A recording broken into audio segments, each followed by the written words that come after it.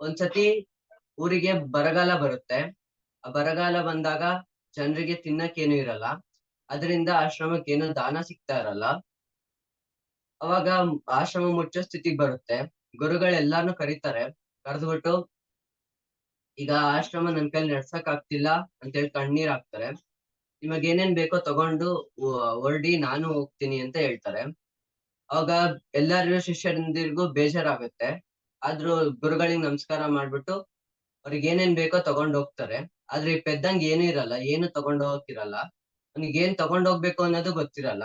ಅದಕ್ಕೆ ಬಂದ್ ಸುಮ್ನೆ ಕುತ್ಕೊಂಡ್ಬಿಡ್ತಾನೆ. ಅವಾಗ ಗುರುಗಳು ಅವ್ನ್ ಕರೆದ್ಬಿಟ್ಟು ಹೇಳ್ತಾರೆ, ನಿನಗೇನು ಇಲ್ವಲ್ಲಪ್ಪ ಕೊಡಕ್ಕೆ, ನಿನ್ಗೆ ಎಲ್ಲಾರು ಎಲ್ಲ ತಗೊಂಡ್ ಹೋಗ್ಬಿಟ್ಟಿದ್ದಾರೆ ಅಂತ ಹೇಳ್ಬಿಟ್ಟು ಅವ್ರೊಂದು ಬಟ್ಟೆ ಎಲ್ಲ ತಗೊಂಡ್ ಹೋಗೋಕೋಸ್ಕರ ಒಂದ್ ಕತ್ತೆ ಇರುತ್ತೆ. ಆ ಬಟ್ಟೆ ಎಲ್ಲ ತಗೊಂಡ್ ಆ ಕತ್ತೆನ ಅವ್ನ್ ಕೈ ಕೊಟ್ಬಿಟ್ಟು ಕಳಿಸ್ತಾರೆ. ಅವ್ನ ಆ ಕತ್ತೆನೆ ನೋಡ್ಕೊಂಡು ತಗೊಂಡು ಕರ್ಕೊಂಡ್ ಹೋಗ್ತಿರ್ತಾನೆ. ಹಂಗೆ ಊರ್ ದಾಟ್ಬೇಕಾದ್ರೆ ಆ ಕತ್ತೆಗೆ ಏನಾಗುತ್ತೋ ಸತ್ತೋಗ್ಬಿಡುತ್ತೆ. ಅವನು ಕತ್ತೆ ಅದು ಗುರುಗಳು ಕೊಟ್ಟಿದ್ರಿಂದ ಅದಕ್ಕೆ ಗುಂಡಿ ತೋಡ್ಬಿಟ್ಟು ಊತಾಕ್ಬಿಟ್ಟು ಅದು ಕಟ್ಟೆ ಎಲ್ಲ ಕಟ್ತಾನೆ. ಆಮೇಲೆ ಡೈಲಿ ಪೂಜೆ ಮಾಡಕ್ ಶುರು ಮಾಡ್ತಾನ ಆ ಕತ್ತೆ ಆ ಸಮಾಧಿಗೆ. ಪೂಜೆ ಮಾಡ್ತಾನೆ, ದೀಪ ಹಚ್ತಾನೆ, ಆರತಿ ಬೆಳಗ್ತಾನೆ, ಹೂ ಕಿತ್ಕೊಂಬಂದು ಹೂವಿಂದೆಲ್ಲ ಅಲಂಕಾರ ಮಾಡ್ತಾನೆ. ಹಿಂಗೆ ಪೂಜೆ ಮಾಡ್ತಿರ್ತಾನೆ, ಪ್ರತಿದಿನ ಹಿಂಗೆ ಮಾಡ್ತಿರ್ತಾನೆ.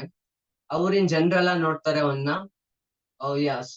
ಯಾರೋ ಸನ್ಯಾಸಿ ಪೂಜೆ ಮಾಡ್ತಿದ್ದಾನೆ ಅಂದ್ರೆ ಅದ್ ಯಾವ್ದೋ ಮಹಾನ್ ಭಾವಂದೆ ಸಮಾಧಿ ಇರ್ಬೇಕು ಅಂತ ಅನ್ಕೊಂತಾರೆ. ಎಲ್ಲಾ ಜನರೆಲ್ಲ ಬಂದ್ ಪೂಜೆ ಮಾಡಕ್ ಶುರು ಮಾಡ್ತಾರೆ. ಆಮೇಲೆ ಅದು ಎಷ್ಟೊಂದ್ ಜನಕ್ಕೆ ಅರ್ಕೆ ಎಲ್ಲ ಕಟ್ಕೊಂತಾರೆ, ಅರ್ಕೆ ಎಲ್ಲ ಈಡೇರುತ್ತಂತೆ. ಆಮೇಲೆ ಸ್ವಲ್ಪ ಜನ ಕನ್ಸಲ್ ಬಂದ್ಬಿಟ್ಟು ಅದು ಸ್ಫೂರ್ತಿ ಕೊಡೋ ಸಮಾಧಿ ಅಂತಾನು ಒಂದ್ ಸ್ವಲ್ಪ ಜನ ಇದ್ರಲ್ಲಿ ಬರುತ್ತಂತೆ ಕನ್ಸಲ್ಲಿ. ಇದನ್ ಕೇಳ್ಬಿಟ್ಟು ಅದೊಂದ್ ಜಾಗೃತ ಸ್ಥಳ ಅಂತ ಆಗ್ಬಿಡುತ್ತೆ. ತುಂಬಾ ದೂರದಿಂದ ಎಲ್ಲ ಬರ್ತಾರೆ ಜನ ನೋಡಕ್ಕೋಸ್ಕರ, ಸಮಾಧಿದ್ ನೋಡಕ್ಕೆ. ಇದು ಸಮಾಧಿಗೆ ಇನ್ನು ದಾನ ಎಲ್ಲ ಚೆನ್ನಾಗ್ ಸಿಕ್ಬಿಟ್ಟು ಅವನು ಒಂದು ಒಳ್ಳೆ ಕಟ್ಟೆ ಕಟ್ತಾನೆ. ಆಮೇಲೆ ಒಂದ್ ಒಳ್ಳೆ ಸಮೃದ್ಧ ಆಶ್ರಮ ಕಟ್ತಾನೆ. ಆಶ್ರಮ ಒಂದ್ ದಿವಸ ಹಂಗೆ ಎಲ್ಲಾ ಪ್ರಚಾರ ಆಗುತ್ತೆ, ಅದು ಜಾಗೃತ ಸ್ಥಳ ಅಂತ. ಹೀಗೆ ಪೆದ್ದನ್ ಗುರುಗಳಿರ್ತಾರಲ್ಲ, ಆ ಗುರುಗಳಿಗೂ ಒಬ್ರು ಹೇಳ್ತಾರೆ. ಅವರು ಎಲ್ಲಾ ಕಡೆ ತಿರುಗ್ಬಿಟ್ಟು ಎಲ್ಲಾ ಜೀವನ ನಡೆಸ್ತಿರ್ತಾರೆ. ಅವ್ರಿಗೆ ಒಬ್ರು ಹೇಳ್ತಾರೆ, ಒಬ್ರು ಬಂದ್ಬಿಟ್ಟು ಹೇಳ್ತಾರೆ, ನಿಮಗೆ ಇಲ್ಲಿ ಒಂದು ಜಾಗೃತ ಸ್ಥಳ ಇದೆ, ಆ ಸ್ಥಳದಲ್ಲಿ ನೀವು ಹೋದ್ರೆ ನಿಮ್ಗೆ ಒಳ್ಳೇದಾಗುತ್ತೆ, ಅಲ್ಲಿ ನಿಮ್ಗೊಂದ್ ನೆಲೆ ಸಿಗ್ಬೋದು, ಹೋಗಿ ಅಲ್ಲಿಗೆ ಅಂತ ಹೇಳ್ತಾರೆ. ಅವಾಗ ಅವ್ರು ಅಲ್ಲಿ ಬರ್ತಾರೆ, ಯಾರದು ಅಂತ ನೋಡ್ತಾರೆ. ತುಂಬಾ ಜನನ್ ನೋಡಿ ಅಲ್ಲಿ ಶ್ರದ್ಧೆ ಎಲ್ಲ ನೋಡ್ಬಿಟ್ಟು ತುಂಬಾ ಖುಷಿ ಆಗುತ್ತೆ. ಆ ಸಮಾಧಿ ಮಹಾನ್ ಭಾವರದ್ದೇ ಅನ್ಕೊಂಡ್ ಅವ್ರುನು ಒಂದ್ 3 ಸುತ್ತ ಹಾಕ್ಬಿಟ್ಟು ಅದಕ್ ನಮಸ್ಕಾರ ಎಲ್ಲ ಮಾಡ್ತಾರೆ. ಸಂಜೆ ಹೊತ್ತಾಗುತ್ತೆ, ತುಂಬಾ ನೂರಾರು ಜನ ಸೇರಿರ್ತಾರೆ. ಗುರುಗಳೊಬ್ರು ಪೂಜೆ ಮಾಡ್ತಾರೆ ಆಶ್ರಮದಲ್ಲಿರೋರು ಅಂತ ಹೇಳ್ಬಿಟ್ಟು ಎಲ್ಲಾರು ಬಂದ್ ನೋಡಕ್ಕೋಸ್ಕರ ಬಂದಿರ್ತಾರೆ.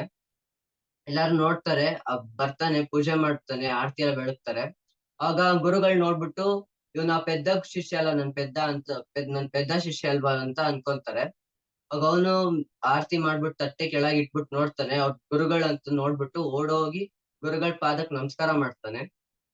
ಆಮೇಲೆ ಅವ್ರನ್ನ ಕರ್ಕೊಂಡೋಗಿ ಅವ್ರನ್ನ ಆಶ್ರಮದಲ್ಲೇ ಊಟ ಕೊಟ್ಟು ಅವ್ರ ಪೂಜೆ ಎಲ್ಲ ಮಾಡಿ ಕಾಲಿಗೆ ಬಿದ್ದು ನಮಸ್ಕಾರ ಎಲ್ಲ ಮಾಡ್ತಾನೆ. ಆಮೇಲೆ ಗುರುಗಳು ಕೇಳ್ತಾರೆ ಅವನ್ನ, ಯಾರ್ದಿದ್ದು ಮಹಾನ್ ಭಾವರ ಸಮಾಧಿ, ನೀನು ಹಿಂಗೆ ಬದಲಾವಣೆ ಆಯ್ತಲ್ಲ, ಏನಿದು ಅಂತ ಕೇಳ್ತಾರೆ. ಅದಕ್ಕೆ ಅವನ್ ಹೇಳ್ತಾನೆ, ಗುರುಗಳೇ, ಇದ್ ಯಾವ ಮಹಾನ್ ಭಾವಂದು ಸಮಾಧಿ ಅಲ್ಲ, ನೀವು ನನಗೆ ಇದು ಒಂದು ಕತ್ತೆ ಕೊಟ್ಟಿದ್ರಿ, ನೆನ್ಪಿದ್ಯಾ ಅಂತ ಕೇಳ್ತಾನೆ. ಅವಾಗ ನೆನ್ಪಿದೆ ಅಂತ ಹೇಳಿದಾಗ, ಅದೇ ಕತ್ತೆ ಸಮಾಧಿನೇ ಇದು ಅಂತ ಹೇಳ್ತಾನೆ. ಇದರಿಂದ ನಾವ್ ಏನ್ ತಿಳ್ಕೊಬಹುದು ಅಂದ್ರೆ, ನಮ್ಮಲ್ಲಿ ನಂಬಿಕೆ ಇದ್ರೆ ನಾವೇನಾರು ಸಾಧಿಸ್ಬೋದು.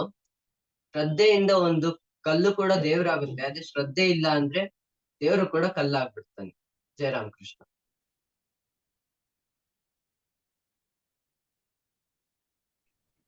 ಜಯರಾಮಕೃಷ್ಣ ಸುಹಾಸ್, ಒಳ್ಳೆ ಉತ್ತಮವಾದಂತ ಒಂದು ಕಥೆಯನ್ನು ಸೆಲೆಕ್ಟ್ ಮಾಡ್ಕೊಂಡೆ. ಅದು ಮಾಸ್ತಿ ವೆಂಕಟೇಶ ಅಯ್ಯಂಗಾರು ಜ್ಞಾನಪೀಠ ಪ್ರಶಸ್ತಿ ವಿಜೇತರಾದಂತ ಮಾಸ್ತಿ ವೆಂಕಟೇಶ ಅಯ್ಯಂಗಾರ್ ಅವ್ರ ಕಥೆ ಅಂತ ಹೇಳಿದ್ರೆ, ಹೌದು, ಅದ್ಭುತವಾದಂತ ಇಲ್ಲಿ ಈ ಒಂದು ಕಥೆನಲ್ಲಿ ನಾವು ಹಲವಾರು ವಿಚಾರಗಳನ್ನ ತಿಳ್ಕೊಳ್ಬಹುದು.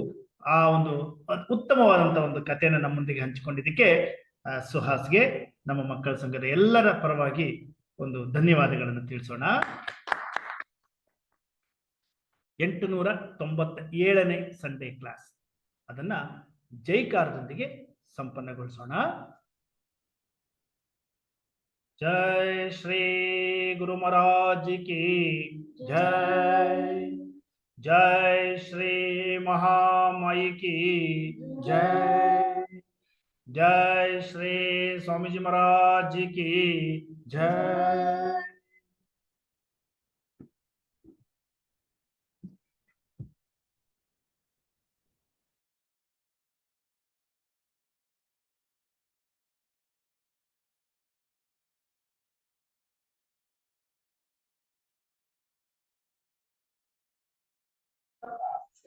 जय राम कृष्णा सर।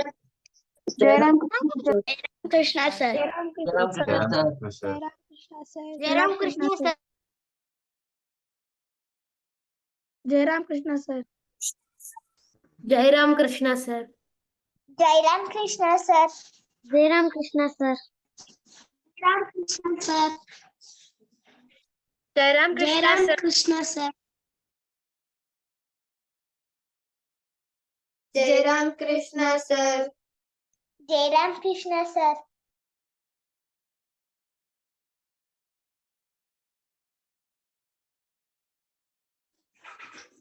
जय राम।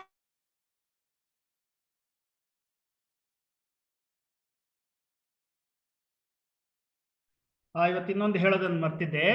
ಇವತ್ತಿನ ಈ ಎಲ್ಲ ಅರೇಂಜ್ಮೆಂಟ್ಸ್, ಇವತ್ತಿನ ವಾಲಂಟಿಯರ್ ಕೆಲಸ ಮಾಡಿದವರು ನಮ್ಮ ಅಮೃತ್ ಮತ್ತು ಅದ್ವೈತ್ ಅವರಿಬ್ರು ಬಂದು ಇವತ್ತೆಲ್ಲ ಅವ್ರ ತಂದೆ ತಾಯಿ ಎಲ್ಲ ಹೂ ಎಲ್ಲ ಕಳಿಸಿದ್ದಾರೆ. ಇವತ್ತು ಅವರು ತುಂಬಾ ಚೆನ್ನಾಗಿ ಈ ಶ್ರೈನ್ ಎಲ್ಲಾನು ಅರೇಂಜ್ ಮಾಡಿದ್ದಾರೆ. ಅವ್ರಿಗೂ ಕೂಡ ನಾವೆಲ್ಲನೂ ಒಂದು ಥ್ಯಾಂಕ್ಸ್ ನ ಹೇಳ್ಬಿಡೋಣ.